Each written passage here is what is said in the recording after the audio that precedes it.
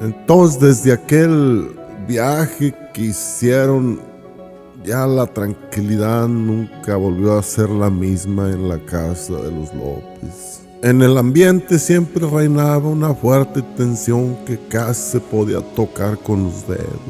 Aquel vecindario siempre había sido tranquilo y las familias se habían vivido con mucha tranquilidad por muchos años.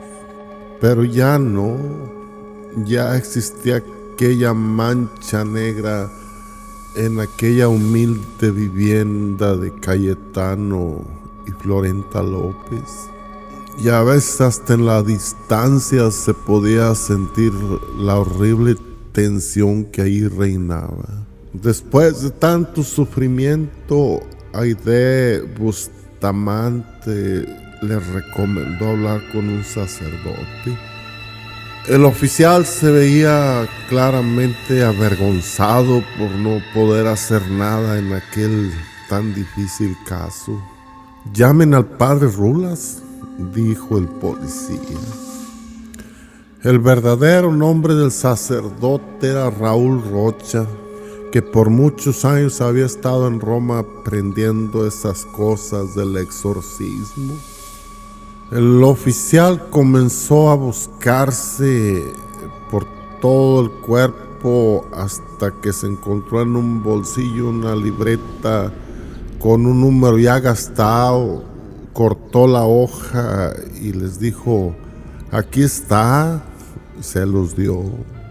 El padre era un hombre muy dedicado a su comunidad, pero con una pobreza aguda que se podía ver en aquel recinto. Los muebles ya todos gastados y un altero de papeles sentado sobre el escritorio. En ese momento estaba revisando un estado de cuenta que no había pagado ya por bastante tiempo. También se le habían alterado ahí las cuentas de la luz, la electricidad y muchas otras cosas. Cuando sonó el teléfono con la llamada de Florenta, se apresuró a destapar aquel viejo receptor, todo cubierto con un trapo bordado, todo lleno de polvo, para contestar la llamada. En el trapo bordado que cubría el teléfono se alcanzaba difícilmente a distinguir la imagen bordada del arcángel San Miguel. Supongo que este trabajo hubiera sido un regalo de algún feligres o algo parecido, que en realidad no era muy virtuoso en ese tipo de cosas, pues las alas parecían una penca de maguey y la espada más bien parecía un bate mal hecho. Al escuchar el repique de aquel aparato, el viejo sacerdote aventó un reparo en la silla, pues nadie casi nunca llamaba. Aquel viejo teléfono tenía mucho tiempo sin uso.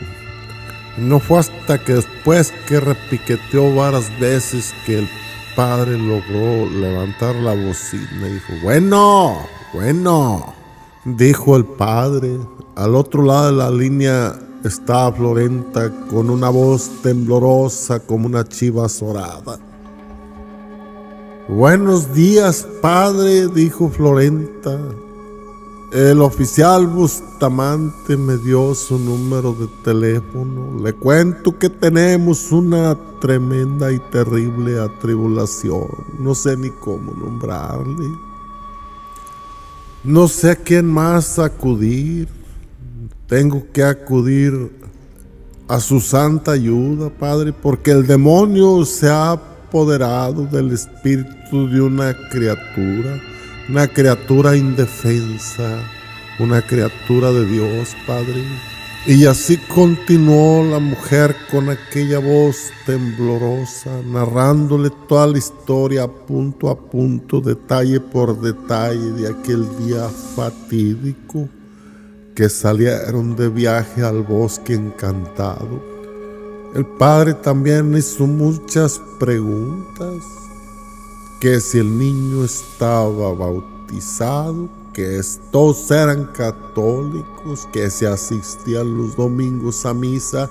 Hasta les preguntó casi cuánto daban de limosna.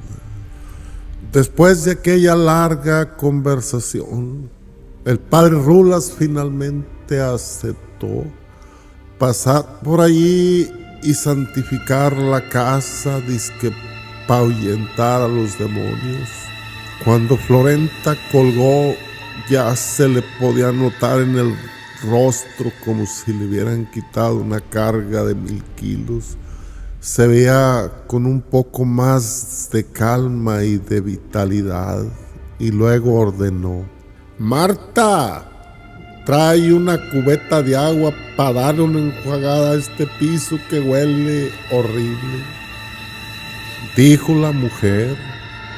Entre Martita y Rosita tomaron una enorme cubeta de agua y le echaron jabón y todo el asunto, con estropajos y todo, hincadas de rodillas en el piso, comenzaron a tallar hasta que le dejaron un pequeño viso de limpieza al piso.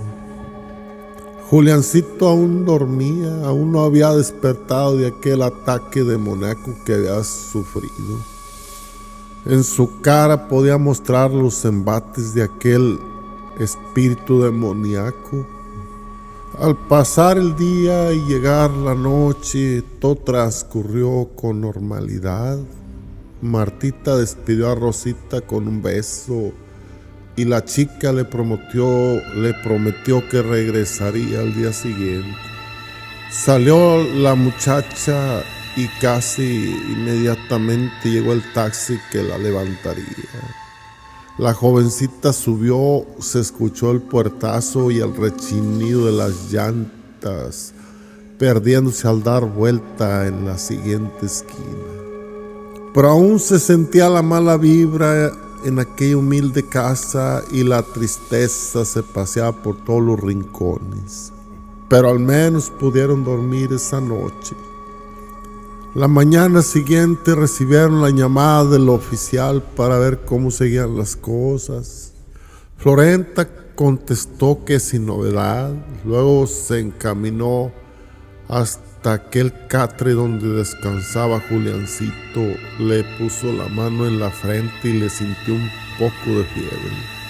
Pensó en darle una pastilla, pero la mujer decidió que eso lo haría luego, hasta después que desayunara.